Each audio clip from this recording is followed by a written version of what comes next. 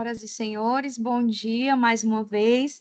Damos início agora ao segundo dia das atividades comemorativas em alusão aos 32 anos do Código de Defesa. Ontem nós tivemos a parte presencial do evento, da programação organizada pelo Programa Estadual de Defesa e Proteção do Consumidor, PROCON, do MPPI, com o lançamento das plataformas Mídia Indoor e Não Me Ligue. E hoje, nesta parte virtual, nós teremos uma palestra sobre Visual Law e Storytelling como elementos de persuasão racional.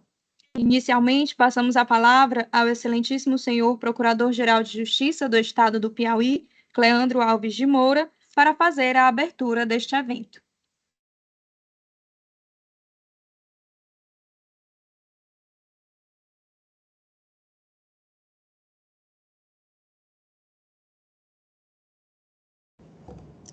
Bom dia a todos novamente. Um bom dia especial aqui ao doutor Pedro Borges Mourão. Seja bem-vindo ao Ministério Público Piauiense, doutor Pedro. Embora não presencialmente, que é até mais agradável, em virtude do calor humano aqui em Teresina, mas seja bem-vindo virtualmente. Quem sabe um dia o senhor nos fazer uma visita aqui, e dar continuidade a esse evento que comemora os 32 anos de defesa do Código de Defesa do Consumidor, providenciado aqui pelo doutor Nivaldo, sempre dedicado a essa matéria consumerista que realmente nos cativa e nos abre os olhos para as demandas atualmente existentes no consumo. É tanto que o doutor Pedro vai tratar de uma temática por demais importante aqui hoje, que é a Visual Law. Então, doutor Pedro, nós temos a agradecer por sua dedicação, sua disponibilização de tempo. Vejo aqui pelo seu currículo, que realmente é um currículo invejável, já se envolveu em vários projetos, programa de localização e identificação de desaparecidos, do CNP, o Sinalide também, Sistema Nacional de Ação e Identificação de Desaparecidos, e com premiações, inclusive, no Inovare. Então, se uma pessoa certa, no local certo, a gente só tem a agradecer a disponibilização de tempo. Agradecer ao doutor Nivaldo aqui, toda a equipe do PROCON, por este evento, que além de capacitar todos, a população em geral, membros, servidores, mas capacitar também aqueles órgãos parceiros, não é, doutor Nivaldo? PROCON Assembleia, PROCON Teresina, PROCON dos municípios do estado do Piauí. Então, muito obrigado. As palavras aqui são rápidas, são concisas, mas só para dizer que o que a gente quer é que realmente seja um evento marcante para a data de hoje e que o PROCON continue trabalhando nessa linha que é a defesa do consumidor piauiense e, ao mesmo tempo, como tratei com o doutor Nivaldo ontem, buscar também estender, levar ao conhecimento dos demais ministérios públicos o que a gente já faz aqui hoje, no Ministério Público Piauiense com o PROCON estadual. Hoje, nós estamos ampliando, eu como coordenador, presidente, aliás, do Grupo Nacional de Defesa do Consumidor, estou levando para outros ministérios públicos, ao conhecimento de outros procuradores gerais, a experiência que a gente já tem aqui no PROCON de Teresina, PROCON estadual do Ministério Público. Até porque nós temos grandes experiências, grandes ações positivas, e o resultado é por demais satisfatório, tanto no âmbito Teresina como todo o estado. E a intenção é levar, duplicar, multiplicar, replicar essa experiência para os outros ministérios públicos. Pedro, já encerrando aqui, muito obrigado por sua participação, muito obrigado a todos aqueles que se encontram aqui presentes, e vendo aqui nossos diletos, a doutora Ana Cristina, o doutor Cristiano, o doutor Nivaldo, e outros aqui que não estão aparecendo na tela, mas que sempre estão aqui de braços dados com o PROCON e com o consumidor, nessa missão que é realmente defender-lhes o direito. Muito obrigado a todos, que tenhamos um excelente e abençoado evento. Muito obrigado. Muito obrigada, doutor Cleandro. Passaremos agora, portanto, a nossa palestra e com isso recebemos com muita honra o promotor de justiça do Estado do Rio de Janeiro, Pedro Borges Mourão, que é professor no Instituto de Educação Roberto Bernardes Barroso, da Escola Superior do Ministério Público da União, e Academia de Forense Digital.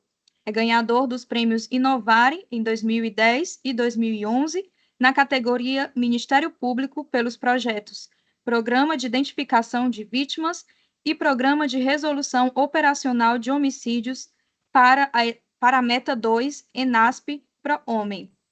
Prêmios de Gestão de Excelência 2010 e 2012 do Ministério Público do Estado do Rio de Janeiro, projetos ministeriais nacionais, PLID, Programa de Localização e Identificação de Desaparecidos, e o SINALID, Sistema Nacional de Localização e Identificação de Desaparecidos do CNMP.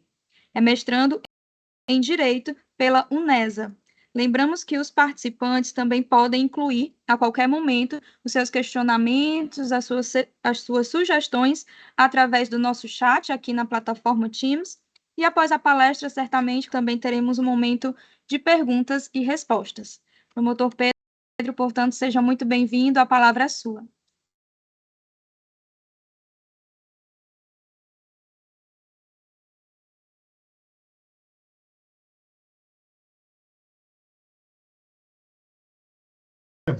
Dentro da temática do Legal Design, do Visual Law, e cumprimentar e agradecer a todos os membros do Ministério Público do Piauí e seus servidores, na pessoa do Procurador-Geral de Justiça, Dr. Cleando Alves de Moura. Para mim é uma honra e um privilégio poder compartilhar experiências práticas, que basicamente é o que eu costumo fazer nas minhas atividades de docência, nessa temática, e em modo mais sintético nas palestras para as quais eu tenho a honra e o privilégio de ter sido convidado. Então, é um momento muito, muito feliz de estar falando para todos os membros, servidores e as demais pessoas que nos assistem, do glorioso estado do Piauí, do nosso querido Nordeste. Faço minhas palavras do Dr. Cleandro, gostaria muito de estar aí com todos presencialmente, seria um privilégio estar aí no Piauí, no Nordeste, mas não sendo possível, ainda é, de certa forma, o mesmo privilégio de estar aqui remotamente, que é o que nos permite congregar, né, estarmos juntos aqui nessa temática. Então, extremamente honrado com a oportunidade. Quero dizer aos senhores e senhoras aqui presentes que minha intenção hoje aqui, dentro da temática de comemoração dos 32 anos do Código de Defesa do Consumidor, inaugurado em 1990, eu quero contribuir com o tema do Visual Law através do compartilhamento de técnicas práticas, ferramentas objetivas que permitem, a meu ver, que qualquer um, independentemente da sua formação base, seja em direito, ou seja em design gráfico, ou seja em qualquer outra área do conhecimento, utilizar elementos que não sejam puramente textuais como um método de persuasão racional, como um método de impulso da cognição.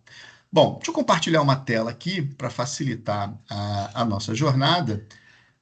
Pessoal, conseguem visualizar? Creio que sim. Muito bem, muito obrigado. Perfeito.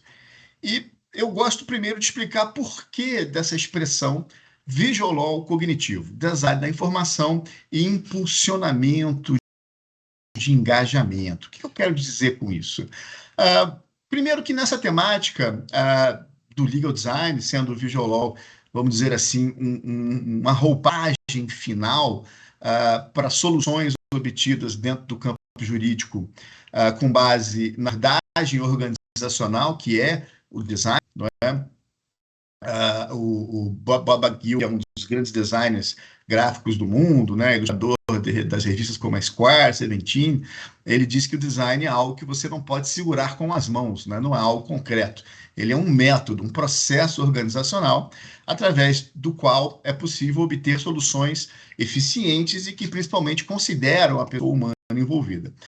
Então, essa correlação é muito forte para com o direito consumerista, para com as missões contribuídas ao Ministério Público no âmbito do direito do consumidor e, consequentemente, esse convite me fez muito feliz, muito satisfeito, né, com essa oportunidade.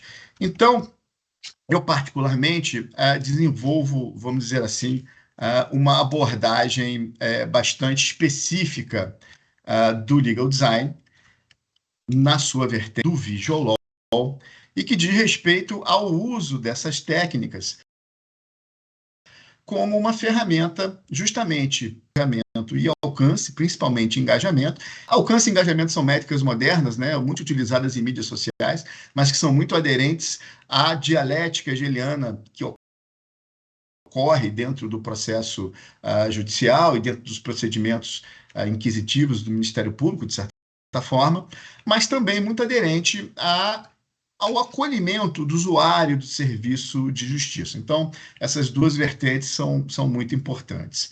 E para cumprir a minha missão aqui, a gente tem em torno de 1 hora, o tema, mas sempre com o objetivo de contribuir para o que eu chamo da autonomia criativa de membros, servidores e do público em geral, através de uma visão da T-shaped formation, né? O que modernamente a gente refere com essa expressão da formação em T? Usualmente, a gente vem sendo, vamos dizer assim, tecnicamente, nas últimas décadas, com uma visão de especialização. Não é uma forte profundidade no eixo vertical, que a gente pode chamar de formação base. Mas, modernamente, a multidisciplinaridade vem nos impondo uma visão naturalmente multidisciplinar. E com isso se quer dizer, com a T, que a gente vai acrescendo no alto da nossa formação base diversas caixinhas que, colocadas num eixo horizontal, formam a figura em T e podem ser descritas de várias formas, como conhecimento em ciência de dados, conhecimento em design gráfico, conhecimento em design da informação, por exemplo. Então, essa é uma visão que eu proponho e a nossa jornada aqui hoje, eu selecionei para ela o seguinte caminho. Eu vou trazer alguns princípios-chave, alguns elementos essenciais dentro da profundidade de aquário, da extensão necessária para a nossa missão aqui, para que a gente possa examinar uma específica peça de visual law cognitivo, que é hoje uma das peças mais famosas, se não uma das primeiras notoriedade no Brasil, que é a famosa infografia da ação civil pública, na verdade, das ações civis públicas, da linha 4, do Minha Pegada Consumerista, no sentido que se trata de um serviço de transporte público coletivo, mas também tem uma visão bastante interessante sobre que elementos essenciais fazem com que o visual law seja, vamos dizer assim, concreto, cognitivo, e não apenas uma estratégia de acrescer elementos gráficos a um texto, uma vez que, a meu ver, a gente tem uma missão cognitiva de entrega de conteúdo, de provocação, de atenção interessada como um elemento de persuasão racional. Então, dentro desse contexto, eu quero trazer para vocês, inicialmente, dentro de vários princípios, que, por exemplo, a professora Margaret Hagan, que desenvolveu pesquisas no Legal Design Lab da Stanford Law School, ela tem um livro sobre isso, bastante interessante, onde ela sintetiza, ao meu ver, na verdade, alguns princípios do Edward Tufte, um dos grandes dogmáticos de informação no mundo.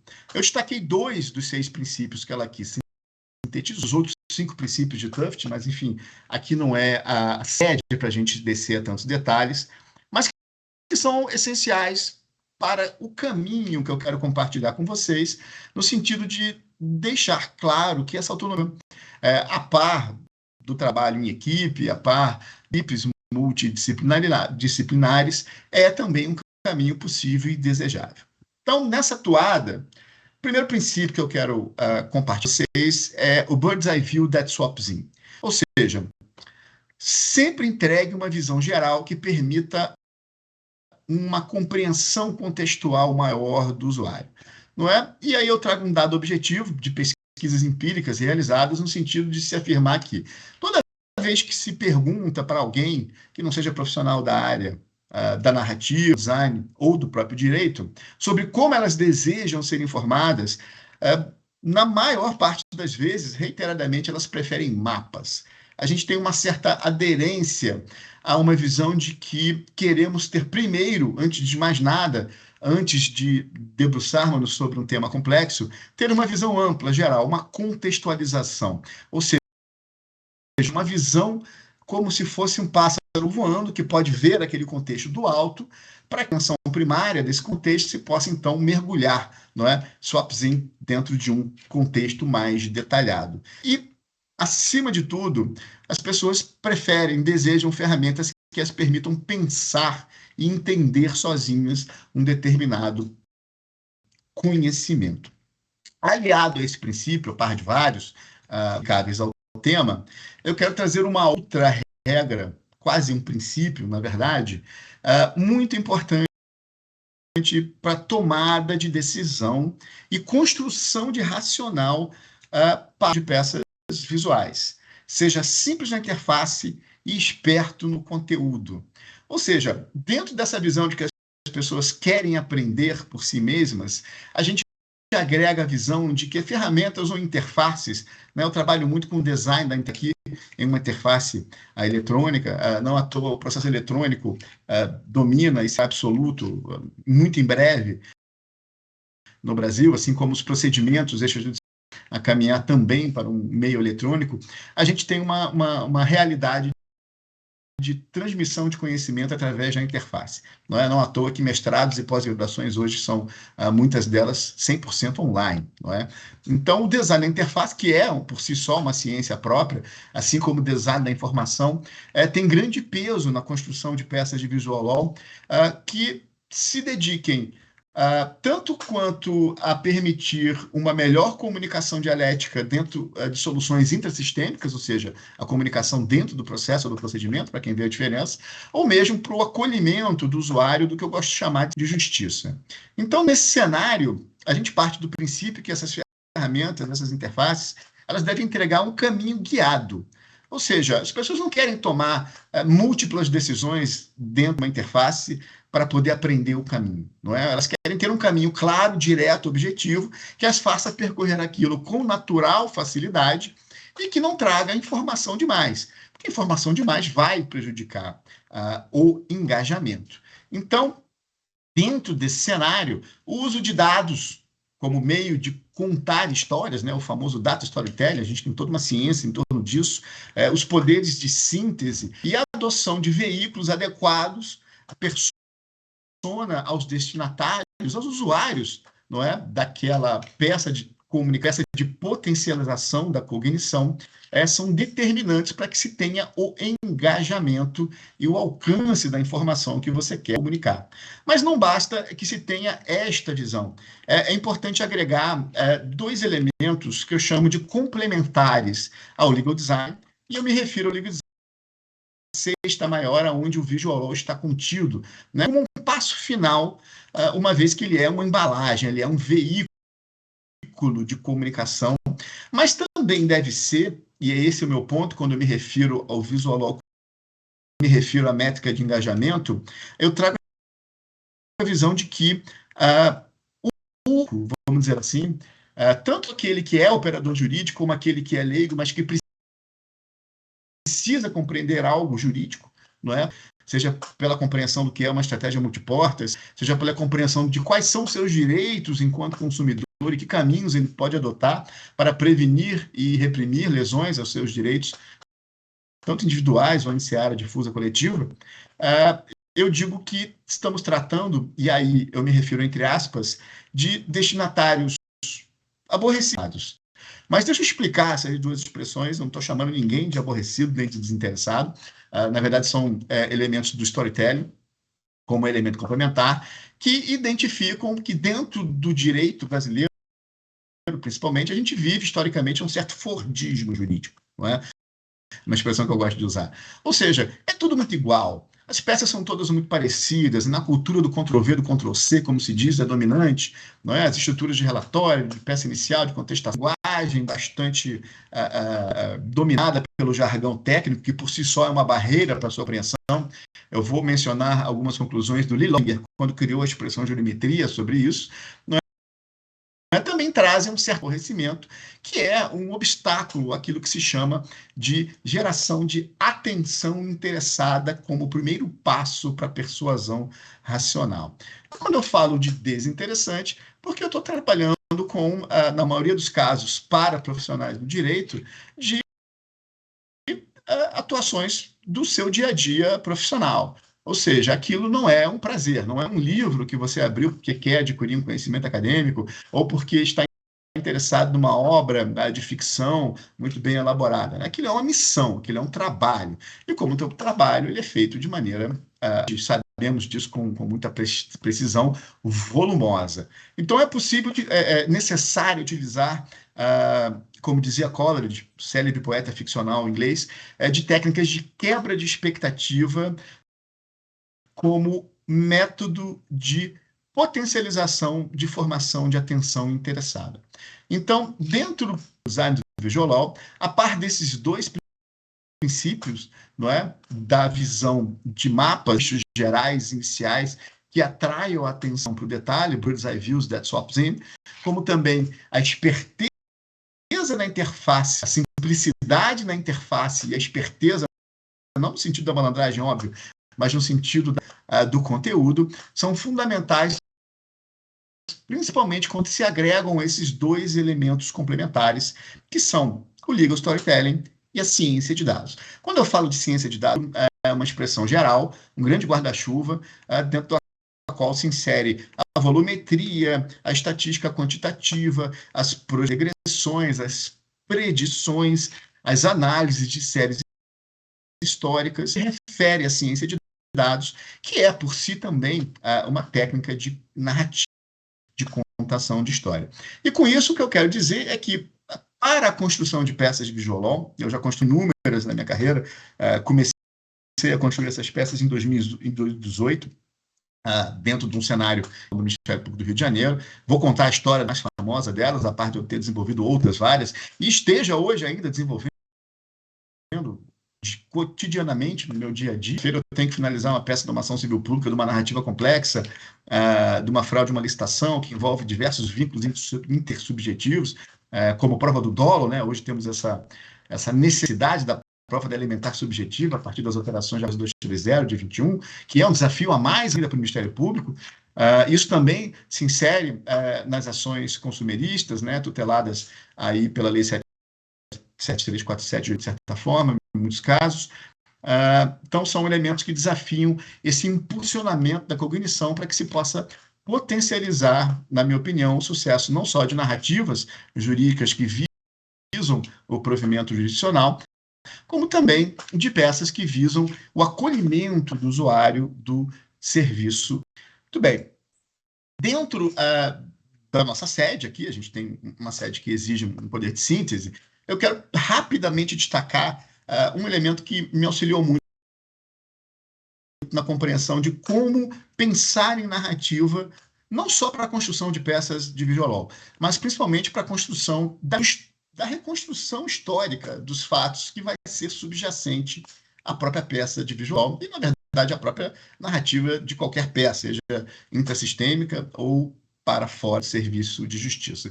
E eu trago, a par das várias excepções que o Legal Storytelling tem, né? Se você pesquisar Legal Storytelling na sua segunda tela que estiver disponível no Google, você vai encontrar, por exemplo, acepções relativas às teorias críticas norte-americanas, os movimentos feministas e antirracistas, né? O Dr. Derek Bell, a Catherine McKinnon, dois célebres advogados da Harvard Law School, que tiveram grandes atuações utilizando o storytelling como elemento de instrução processual dentro do direito norte-americano. Você vai encontrar, por exemplo, grandes construções dos trial lawyers, né, como Gary Spence, na cultura do precedente norte-americano, na common law. Mas você vai encontrar também, e é isso que eu quero, distinção, que foi algo que me abriu bastante os olhos. Não é? O Olavo Pereira de Oliveira, ele é CEO da Narrativa Storytelling de Verdade, é uma empresa que produz conhecimento no campo da narrativa para várias áreas, né? Eu tenho até estimulado ele a produzir isso para o direito, fiz alguns cursos com ele. Ele propõe que se veja uma distinção entre duas palavras, o story e o telling. O story significa o conjunto de fatos, de personagens, a cronologia, as circunstâncias que permitem a construção ou a reconstrução histórica de fatos, conforme for o contexto. Mas o telling é algo diferente. O telling significa, obviamente, contar, narrar, e uma parte abstrata desse conteúdo é que vai permitir agregar a um contexto, vamos dizer assim, mais objetivo, aquilo que é relativo ao direito, ou seja, o valor, não é?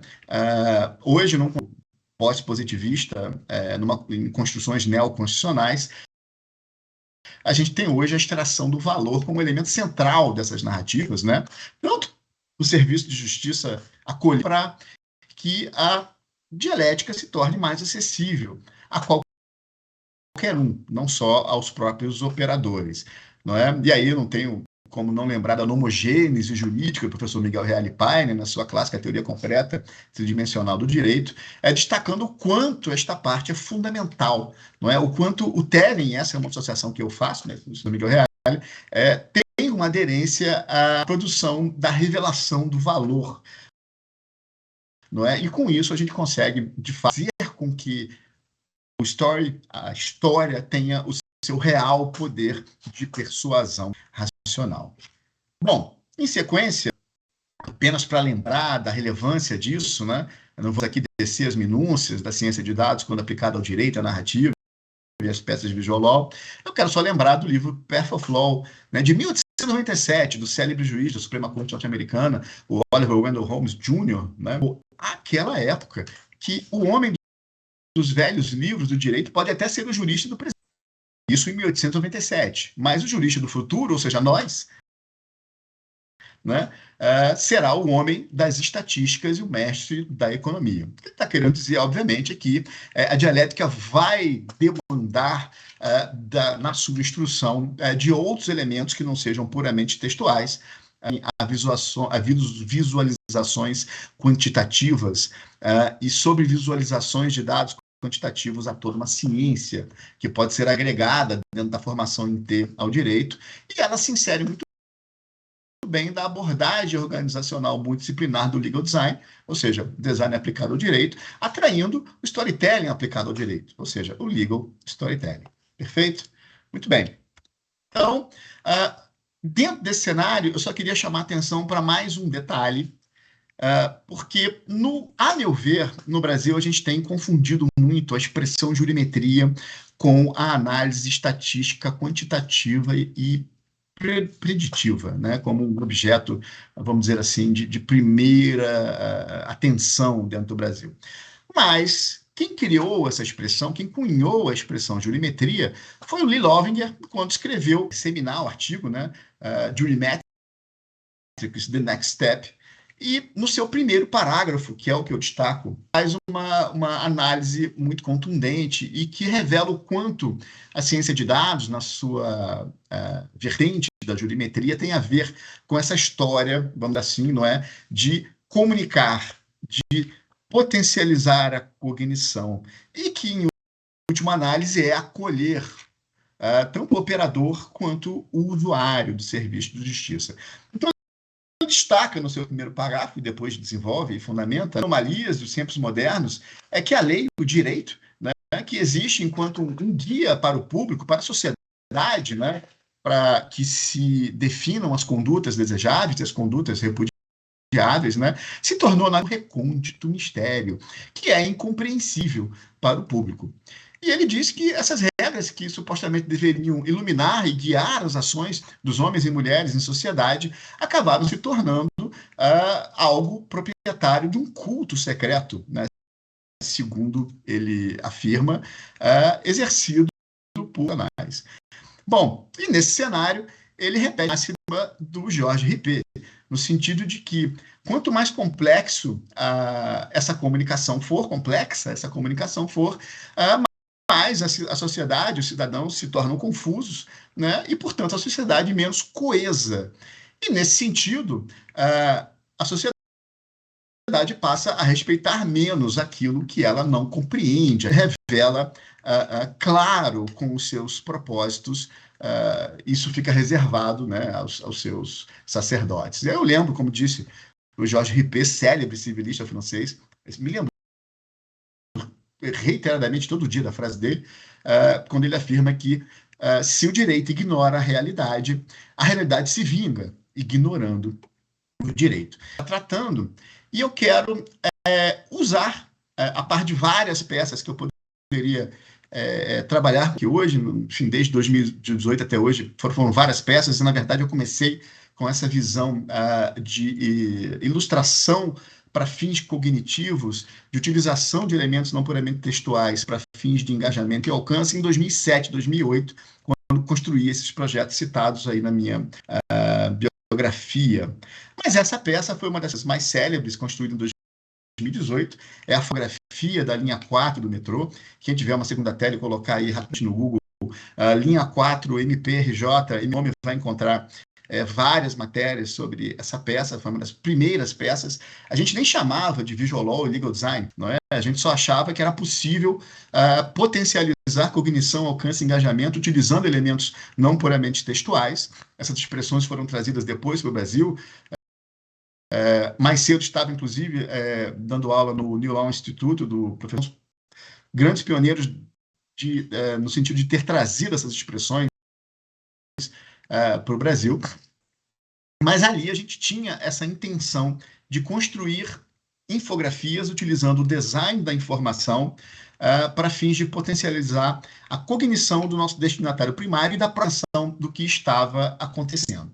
Então, ela se revelou por uma infografia maior, que foi destinada primeiramente ao magistrado, mas também à imprensa, à sociedade, e também com um artefato que a gente chama de one page, né, ou plan on a page. Ou seja, tudo que você precisa saber sobre este contexto narrativo complexo em uma única página, ok? Eu estou mostrando aqui apenas uma primeira visualização da peça, e a jornada que eu escolhi com vocês aqui, para respeitar o tempo que a gente tem, vai ser de adotar, esclarecer, na verdade, quais foram os racionais, em essência, a par de muitos, eu selecionei os mais relevantes, que levaram à tomada de decisão no sentido de por que esta cor, por que este elemento de informação está neste quadrante da peça e não naquele, por que adotamos esta forma narrativa, como distribuímos e hierarquizamos as informações dentro da infografia como um elemento complementar à peça narrativa escrita, ok? Muito bem, eu vou voltar a isso aqui na sequência. Primeiro eu quero contextualizar com vocês um pouco do cenário, não é? Essa é a cara da Inicial. A Inicial foi proposta aqui pelo Grupo de Atuação Especializado no Combate à Corrupção, em 2018, por brilhantes colegas. Essa, em especial, a primeira escrita também por uma brilhante colega, hoje procuradora aqui do Ministério Público do Rio de Janeiro, e ela tinha o seguinte objeto. Ela buscava apurar a regularidade de inúmeras obras e contratos celebrados desde o ano de 87, estávamos no ano de 2018, relacionados a um dos maiores escândalos de corrupção do Estado do Rio de Janeiro, infelizmente, que foram as obras de ligação das linhas 1 e 4, a famosa linha 4 do metrô. E o objeto da demanda era obter não só o ressarcimento de centenas de milhões de reais em danos ao erário por superfaturação, relações à economicidade em geral, mas também um dos grandes desafios narrativos era esclarecer, dentre inúmeras contratações, aditivos, consequências orçamentárias e financeiras para o Estado, havia uma necessidade específica de obtenção de uma tutela de urgência em prazo muito curto, daquele cenário do ano de 2018. Estávamos, então, no mês de dezembro de 2018, e se tinha como necessidade para estabelecer um problema próprio e objetivo para ser resolvido pelo Legal Design e pelo Visual Law, a demanda que me foi colocada, eu, à época, coordenava uma área de geoprocessamento e diagnósticos dentro do Ministério Público, e eu iniciei, a gente chamava apenas de ilustrações não puramente permitiam potencializar a cognição como uma espécie de serviço. Era um side project dentro das atividades do setor, né, focadas em dados e projeções, enfim, trabalhos estatísticos, jurimétricos, mas era um projeto paralelo que eu queria oferecer como serviço para os colegas. Então, a colega, sabendo que havia essa disponibilidade, a gente já vinha desenvolvendo algumas questões com ela, em outros casos, né, utilizando técnicas para ilustrar inquéritos volumosos para fins de ajuizamento de ações civis públicas, ela tinha uma específica demanda. Objetivamente, a demanda foi distribuída no dia 12 de dezembro, dia 5 de dezembro, e aproximava-se o recesso. E aí o pensamento foi o seguinte: olha, vamos pensar para quem a gente está entregando esse problema. Não é? Magistrada, que seria objeto da distribuição, mas também para a sociedade, que teria que compreender, né, a dimensão daquilo e a fundamentação, a justificativa para a ação do Ministério Público. Bom, você entregar uma ação de, vejam, 148 páginas para alguém que, por mais que era brilhante, como são todos do Rio de Janeiro, e pessoalmente, essa magistratura tem grande argúcia e conhecimento, de 148 páginas, no dia 12 de dezembro, né, há poucos dias, o mandou obter um provimento de tutela de urgência em pouquíssimo tempo. Ou seja, uma missão árdua, não é? Realmente um grande desafio. E a visão é como vamos conseguir potencializar essa cognição para fins de atribuir, de entregar a esse usuário, a esse destinatário, a essa persona, não é, segurança e conforto, para que ela ou ele tenha meios de cumprir a missão que a gente deseja que seja cumprida. Uma vez que não seria razoável, por exemplo, que o magistrado ou magistrada se debruçasse sobre a ação, que fora a inicial de quase 150 páginas, de mais 3.000 páginas, ou seja, estamos falando de 3.200 páginas, para que pudesse se sentir seguro o suficiente de tratar uma decisão de tal envergadura. Não só a disponibilidade era de valores absolutamente substanciais, só o valor da causa era de quase 500 milhões de reais, como também os réus eram figuras de econômico e principalmente projeção política, não só no Estado, como no Brasil como um todo, não é? Bom, para revelar desde já, a gente fomos todos exitosos, né? O maior isso, evidentemente, é da colega que atuou e do grupo de atuação especial, mas o fato é que em 2 dias, ou seja, no dia 14 de dezembro, a magistrada, então, para quem a distribuição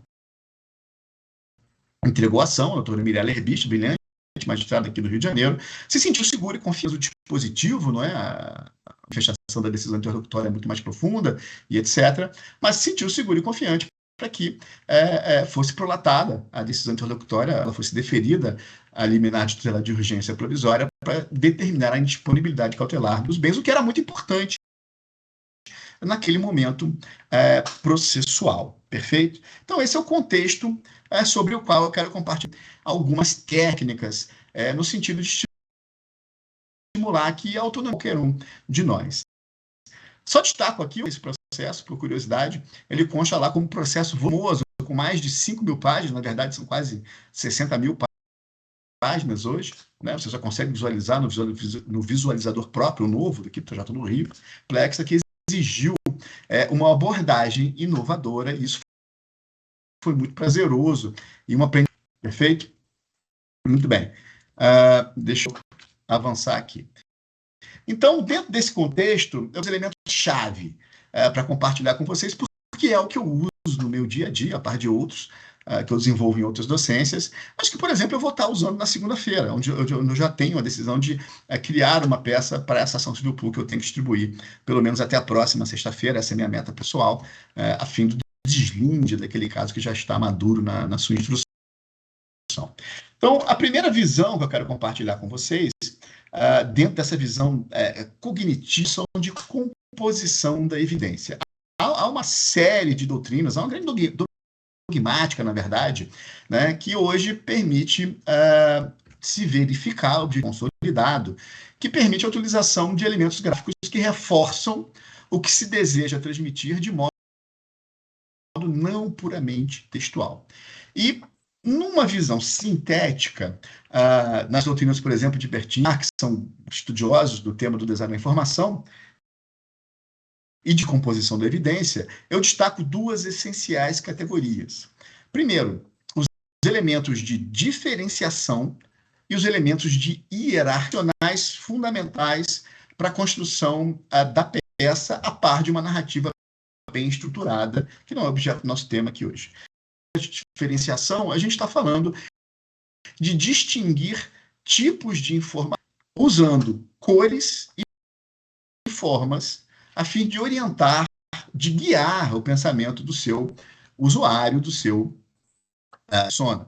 E aí, quando eu falo isso, eu sempre lembro das noções do cinema, onde vários grandes diretores, não é, dizem que as pessoas pensam de maneira cinemática. David Mamet, por exemplo, é um deles. Ou seja, se você narra algo a alguém, a pessoa vai tornar isso objeto de imagens mentais.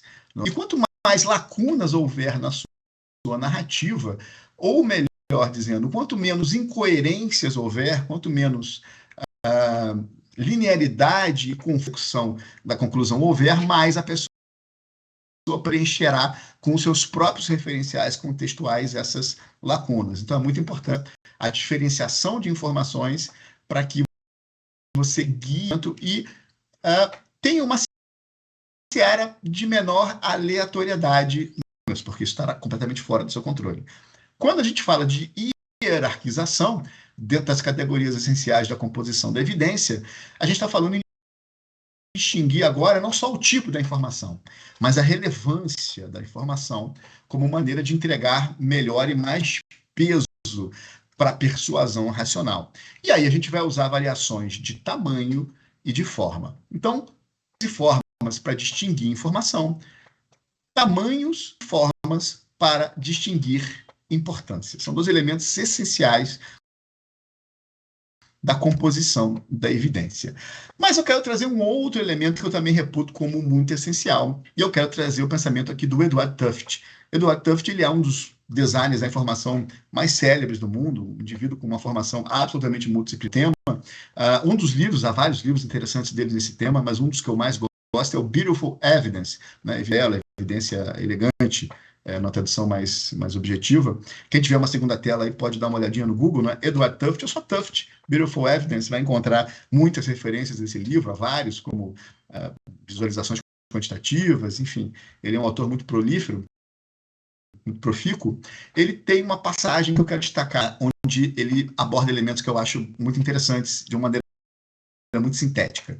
Ele diz: as melhores soluções do design, ele está falando do design da informação, são necessariamente intrigantes e provocam a curiosidade. Não é? A atenção interessada através da quebra de expectativa é muito importante para que você tenha um primeiro passo objetivo. E ele diz: você precisa atrair o espectador ou para o prodígio dos dados, né? Como disse, os dados são um veículo de série muito poderoso e de persuasão racional. Né? Isso cada vez mais se torna claro no Brasil. Às vezes é por causa do poder da sua narrativa, né? Uma narrativa repleta de valores, uma narrativa repleta de significado, semiótica, e às vezes porque é uma apresentação elegante, com dados simples, mas sempre muito interessantes. E aí, vocês já devem ter percebido que eu estou usando aqui várias cores, né? Eu, obviamente, não vou aqui em gráfico sobre a paleta de cores, né? Sobre as relações entre elas, dentro da roda das cores. Isso é tudo muito interessante e instrutivo, mas eu gosto de agregar uma outra visão para o racional das cores, que é a sua psicodinâmica. Ou seja, se eu estou falando para um outro ser humano, por óbvio, eu não posso desprezar que na dimensão, não é? Eu não estou falando de sentimentalismo, eu estou falando do fato de que os seres humanos são emocionais, não é? A gente sente tristeza, alegria, ódio, raiva, perplexidade, distanciamento, indiferença. E as cores são veículos psicodinâmicos que permitem associações não só materiais, mas associações afetivas. E eu quero sintetizar isso dizendo que toda vez que se constrói uma peça, seja puramente narrativa, dialética, jurídica, ou seja uma peça de visual em apoio a essa peça, tanto para dentro de um processo, quanto para o acolhimento do usuário do sistema de justiça, a gente tem que objetivar passar mais do que apenas uma ideia, não é? De transmitir um conhecimento objetivo. A gente quer também causar no seu destinatário um efeito, não é? Seria um erro crasso desprezar a dimensão emocional humana que existe numa comunicação e principalmente busca entregar um conhecimento, provocar uma cognição para fins de uma persuasão racional, ações afetivas inevitáveis que o destinatário fará, independentemente da vontade do autor, né, do emissário daquela informação.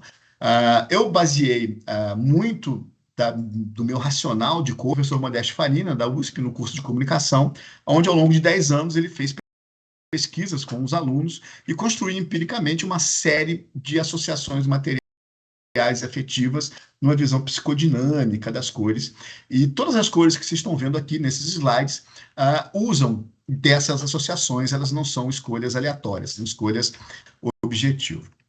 E aí, dando um salto rápido aqui, e eu vou chegar na peça e mostrar como a gente aplicou essas técnicas lá, a par de muitas outras, eu quero trazer um outro elemento que sempre é muito para potencializar o engajamento, ou seja, para atrair o usuário, o destinatário, para a peça, ou seja, para atrair a sua atenção interessada, como, repito, o primeiro passo para a persuasão racional, que é a gravidade de leitura. Não é? A gravidade de leitura é algo natural, existem inúmeros padrões, como a gente lê coisas, como a gente...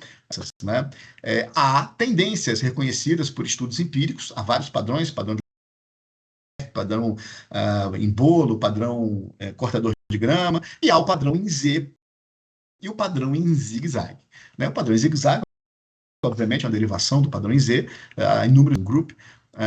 Eu vou citar um estudo específico sobre o padrão em zigue-zague, e do padrão em zigue-zague por exemplo, uma timeline verticalmente constituída em zigue-zague. E a potência desse padrão, que já foi estudado, eu vou mostrar como ele foi estudado, primeiro, de adesão a narrativas interessantes, narrativas complexas, que é muito próprio do campo do direito, e também quando a gente tem artefatos, peças que não têm muito volume quantitativo de elementos textuais ou visuais. Não é? Para peças com essas características, há outros padrões de gravidade mais aderentes, como, por exemplo, o padrão de Gutenberg. Mas não vamos... O fato é que você, naquela ideia de guiar o seu usuário pela peça, estabelece ganchos aos quais o usuário adere e passa a percorrer a peça segundo o que é pré-estabelecida pela estratégia narrativa da própria peça, reduzindo, mitigando a aleatoriedade na leitura da peça e, portanto, potencializando a própria persuasão. Muito bem. Por exemplo, se eu tiver uma segunda tela aí e abrir o Google e colocar Nielsen Norman Group zigue-zague layout, você vai encontrar vários artigos, como esse que está nesse link aqui, muito fácil de encontrar, e você vai perceber que há muito do campo do direito, né, são do campo do design da informação, puramente, que traz visão empírica sobre como isto funciona. Por exemplo, eu coloco aqui à esquerda uma peça no padrão de gravidade em zigue-zague e à direita uma peça com o mesmíssimo conteúdo no padrão de gravidade alinhado. A partir da análise destas distinções, eu pessoalmente o padrão de gravidade em zigue-zague, mas isso não é exatamente subjetivo puramente, não é? Nesse estudo, que é um livro, na verdade, Eye Tracking Web Usability, do Jacob Nielsen e da Cara Pernice, a gente tem, por exemplo, a aplicação de técnicas, obviamente, de eye tracking, que testaram inúmeros usuários como eles leem as peças. Então, por exemplo, essa aqui é uma peça do Waze, uma peça gráfica de Visualol, que permite, né, indicar como a ferramenta funciona e que informações são necessárias, aonde, através de tecnologia de rastreamento do olhar, né, de pupilas, o usuário, olhando para a peça, teve gravado os pontos de atenção para os quais passou mais tempo olhando. Então, a quantidade de pontos determina a atenção que foi atraída para aquela informação. E como a gente pode ver, claramente na peça à esquerda, as imagens foram ignoradas, enquanto que no layout em zigue-zague, a atenção às imagens foi substancialmente maior. Ou seja, quando estou usando elementos não puramente textuais, elementos dentro de uma peça de Visualol, o padrão de gravidade adequado maximiza a chance de capturar a atenção interessada do destinatário e, repito, mais uma vez, porque considero importante, estabelecer o primeiro passo para a persuasão. Aqui, no mesmo estudo, esse livro está disponível online, embora para aquisição, você tem um mapa de calor, que revela um outro dado que eu quero destacar com vocês como um elemento essencial, não é?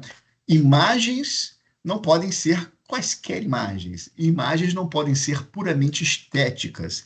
Vejam que é a mesma peça, não é? A gente tem uma imagem que esteticamente é importante, não é? Colorida, refere alimento, pouca densidade informativa. Então, utilizar imagens com pouca densidade informativa revela que elas receberão pouca atenção. Como se pode verificar dessa peça que tem pouca densidade informativa, praticamente não receberam atenção. E se verifica claramente quais são as zonas de atenção primária, não é, que receberam a dedicação de atenção do usuário, porque é isso que você deseja, que a pessoa olhe para a peça e receba, e passe algum tempo visualizando, a fim de permitir que a informação migre, não é, da peça para a mente e possa, então, ser processada, potencializando o engajamento e a procedência da tese, né, o impulsionamento da tese. Muito bem. E aí, para respeitar o tempo que temos aqui, a peça que eu propus que analisemos, não é? Em primeiro, eu queria dizer para vocês, de maneira mais superficial, porque o tempo não permite, que nenhuma das cores que foi utilizada aqui é uma cor aleatória, perfeito? Tem aqui, seguramente, decisões racionais muito objetivas, ok? Então, por exemplo, por que o azul dominante? Não é? Há uma razão para isso. Dentro da pesquisa do professor Modesto Farino, e até segundo a dogmática, né, estou falando de Pato Heller, o azul é a cor preferida da maior parte da população ocidental. Não é? É interessante nessas pesquisas de teoria das cores, dentro da visão psicodinâmica, como são diferentes culturalmente, percepção afetiva e material de cores entre os hemisférios. Isso é bastante interessante de constatar. Mas o azul não só é uma cor estética, acho que a estética seja dominante, vejam a questão das imagens, né, com baixa densidade de informação. Eu nunca quis propor que se use a paleta preferida do Netflix. O que eu quero é não desprezar as associações afetivas emocionais inevitáveis, né? Então, o azul, por exemplo, ele tem como associação afetiva, pela pesquisa da USP, do professor Modesto Farina, uma grande associação com a confiança, com a fidelidade, com a densidade e profundidade. Mas você pode confiar nisso.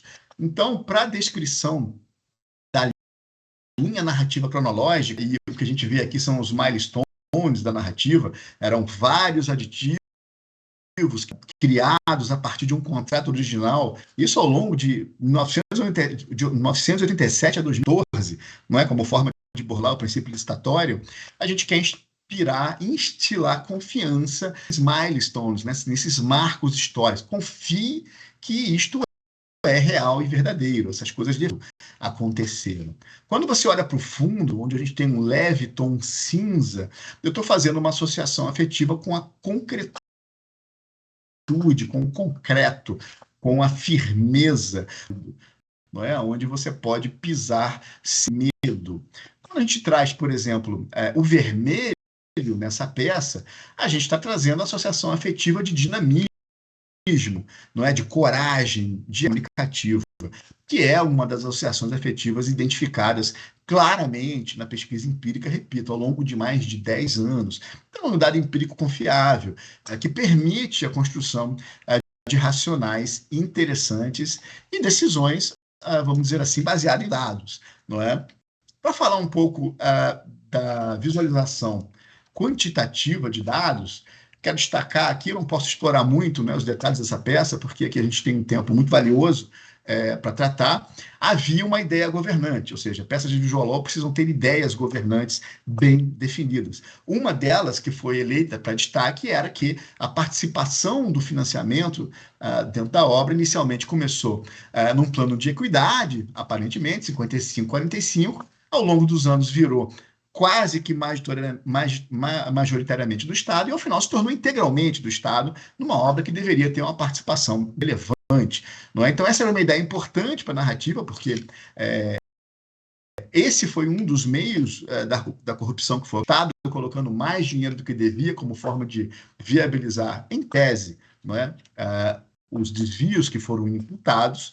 E vejam que a gente utilizou cores quentes, ou seja, para dados quantitativos, a associação com cores quentes, a alegria comunicativa, com o dinamismo, é muito relevante. Então, apesar de ser um gráfico de pizza, de donut, né, tem uma máxima em Data Storytelling, não use gráfico de pizza, né? Pode? Não pode. Você pode usar gráfico de pizza, pode usar gráfico de donut, desde que você os limites da proporcionalidade das ideias, né, dos quantitativos que você quer informar. Para poucos quantitativos, 2, 3, talvez 4 no máximo, você vai usar esses gráficos com muita propriedade. E aqui a gente transmitiu essa ideia com esse cenário, perfeito? Porque as fontes, testes de legibilidade que existem, muitos Nada imprime melhor no olho humano do que o preto sobre o branco, né? O que já é, obviamente, conhecido até por enxerto. Então, a par desse primeiro cenário de construção, a gente também agregou uma visualização quantitativa, prodígio de dados, né? Data storytelling. O que se vê aqui nessa peça é uma segunda ideia governante da peça, que é o Estado contraiu empréstimos como modo de financiamento, entre aspas, irregular, em tese, imputado, àquela obra pública que, ao final, acabou sendo completamente financiada pelo Estado. Não é? Então, é um gráfico de duas dimensões, onde as vermelhas, né, em cores quentes, significa o volume do empréstimo contraído pelo Estado em correlação com os... E aí colocados no segundo plano em forma de cronologia e termos aditivos. Então, para cada termo aditivo, um grande empréstimo, a par de que um dos grandes argumentos era o endividamento excessivo do Estado, né? Uma ausência de custo-benefício nesta relação. Perfeito? Só para demonstrar alguns desses elementos. E ao fim, vou colocar aqui para vocês o quanto a gente utilizou do padrão de gravidade. Não é? A peça começou assim. Essa foi a visão inicial da peça. Ao longo de outras ações civis públicas, foram 3 pelo menos, a peça foi se desenvolvendo. Não é? A gente sempre tem aquela visão em design, né? Pense grande, comece pequeno, né? Soluções escaláveis são sempre muito importantes, e ela escalou em termos de desenvolvimento, né? De avanço da pesquisa, de aplicação de técnicas, para uma mais densa, e aí o padrão em zigue-zague se impôs de maneira bastante forte. Primeiro, eu destaco aqui uma visão de elementos diversificados, né? É sempre bom diversificar elementos quantitativos, espaciais e cronológicos dentro de uma peça. É importante que as pessoas possam ver a mesma informação de uma maneira, né? O que o Eduardo Duff chama de análise multivariada. Isso é um dogma bastante útil enquanto parâmetro de tomada de decisão, de formação de racional. Então, vocês podem ter quantitativos, a gente tem elementos espaciais nos 2 mapas no alto da peça, que revelam a mudança dos traçados, organizacionais, que refletem a narrativa. Então, vejam, a ideia é direcionar o olhar do destinatário, né, para os cantos da página, fazendo com que as zonas de atenção primária, que num padrão de Gutenberg, por exemplo, centradas no alto à esquerda, se deslocassem para as bordas, multiplicando, então, as zonas de atenção primária, de sequência de entrega de conteúdo. Né? As cores já estão minimamente colocadas e os artefatos de contextualização, ou seja, a linha temporal é um traçado de uma linha de metrô e alguns elementos como tratores foram trazidos apenas para trazer alguma estética, algum conforto. O centro óptico é muito importante, ou seja, os dados quantitativos, que é gráfico, são imagens, tendem ao centro, porque refletem um conforto de análise, e na parte final, para falar de alguns aspectos da gravidade de leitura, a parte final é uma zona de ancoramento, mas é uma zona de risco de perda de engajamento, principalmente a zona fraca, a fundo à esquerda. Então, a gente fez um ancoramento com uma densidade de informação como um modo de mitigar o risco de perda de engajamento, de perda de atenção. Então, né, a maior parte da informação. Então, o que eu quis demonstrar aqui para os senhores e senhoras, de maneira sintética, de maneira direta, né, e objetiva, é que esses racionais existem. As teorias do design da informação, as teorias da hierarquização, as teorias do engajamento, enfim, a teoria da composição da evidência, do design da interface são extremamente relevantes para que se construam peças de visual law, primeiro, bem suportadas por uma construção narrativa que exige técnicas, como diz, por exemplo, o Philip Meyer, no seu célebre livro, né, Storytelling for Lawyers, bastante interessante essa obra. Ele diz que todos os operadores jurídicos, ele refere especificamente a advogados, mas eu expando esse tema, são contadores de histórias. Não é? Só que os melhores operadores jurídicos, né, advogados, promotores, procuradores, juízes, ministros, são aqueles como contar uma boa história, né? Só tem um problema.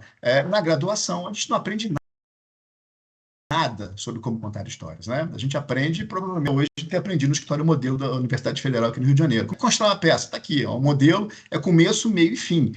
Né? Isso aí já foi superado na década de 50, pela obra do Howard Lowell Johnson, quando ele construiu a curva dramática, né? Superando,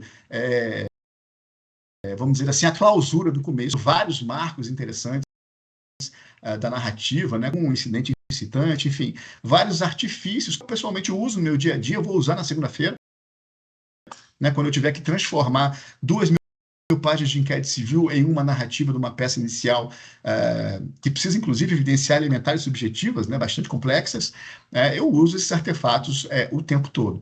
Então, eles estão todos disponíveis para essa tomada de decisão, para a construção de peças, que me pedem opiniões sobre peças de visual law. Tá bom, tá ruim, o que você acha?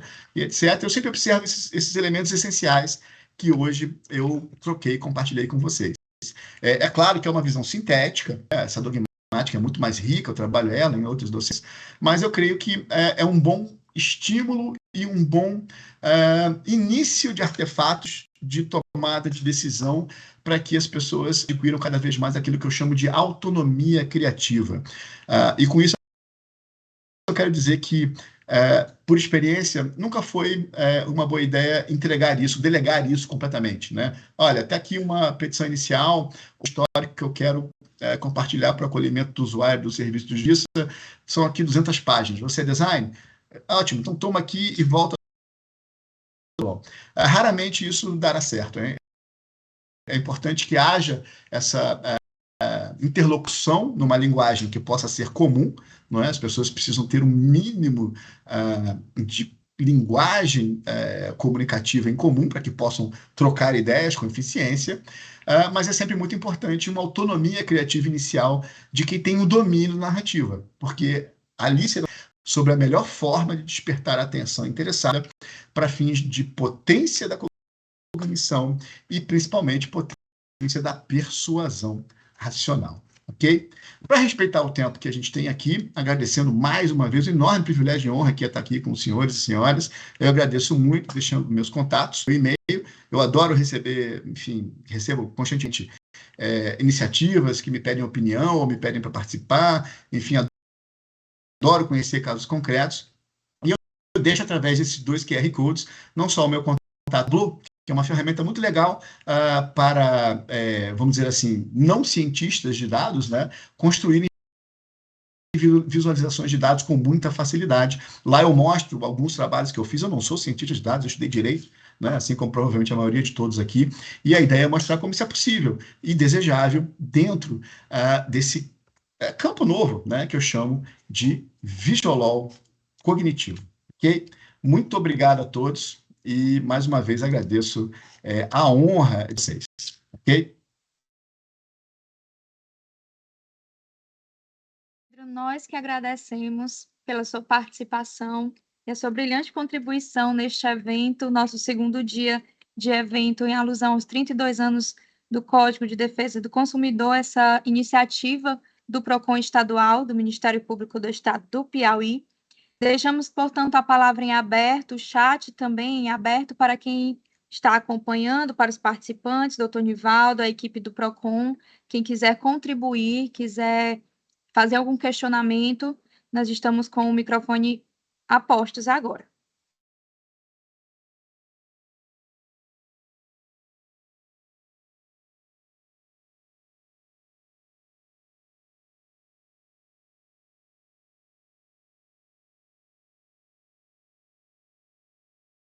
Né, que está sempre incentivando a sua equipe a buscar novas soluções, novas formas, né, de atender melhor a população. Acho que ficou bem claro aqui para todo mundo, né, a grande capacidade técnica que o Dr. Pedro tem, né, esse tema do design é realmente um tema muito pouco explorado, né, nós estamos, né, sendo pressionados, né, pela necessidade de prestar cada vez melhor serviço, estamos sendo obrigados a engatinhar, né, inclusive encaminhei para o Dr. Pedro iniciativas nossas, né, que a gente teve que fazer meio aprendendo, né, depois dessa palestra eu acho que a gente tem que aprender muito ainda, né, mas fico feliz por saber que dentro do Ministério Público Brasileiro existem pessoas com tamanha ousadia, né, para falar de coisas tão novas, né, e mais uma vez quero agradecer pela presença do Dr. Pedro, dizer que, né, graças ao Dr. Nivaldo, nós estamos aqui buscando parcerias para inovação, né, nós queremos um Ministério Público mais atuante, mais inovador, inclusive, como o Dr. Nivaldo falou, né, o Dr. Cleandro hoje é presidente do grupo, né, da área de consumidor dos procuradores gerais, nós também vamos tentar algumas iniciativas, né, na área de dados, rever tabela taxonômica, enfim, a gente está tentando, né, fazer algo diferente, fazer algo melhor, e agradecer ao Dr. Pedro mais uma vez, realmente fiquei impressionado com o nível de conhecimento que ele tem, e espero que futuramente a gente possa estar junto em outros eventos, e é isso, obrigado.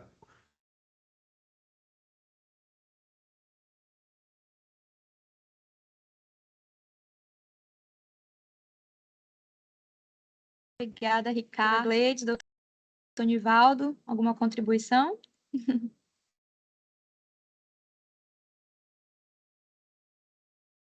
Doutor Pedro aí, né, pela brilhante palestra, essa é uma inovação no direito, a gente aprender a trabalhar com mais perfeição, né, informando mais prática, né, mais clareza, né. É uma palestra muito importante para nós e nos fortaleceu, né, para a gente trabalhar mais com profundidade, né. Dizer que nós temos uma equipe muito boa no PROCON, trabalhando né, para evoluir, né, mostrando que a tecnologia hoje vale mais que qualquer peça aí aleatória. Obrigado, doutor Pedro. A gente sabe isso aqui, essa brilhante palestra. Gabriela, só mais...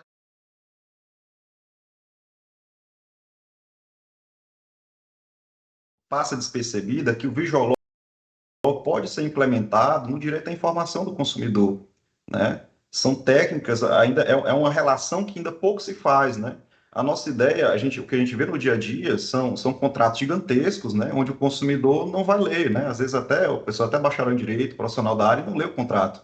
Então, o que a gente vem tentando defender é que essas técnicas sejam utilizadas não só para as nossas ações civis públicas, né? Porque uma coisa também que a gente se fala pouco é que o recurso cognitivo do operador do direito é limitado, né? Então a gente precisa utilizar novas técnicas para se comunicar de forma mais eficiente, né? Então é basicamente isso. Acredito que é uma tendência, né? O legal design, visual law, né? Cada vez mais presente na nossa atividade.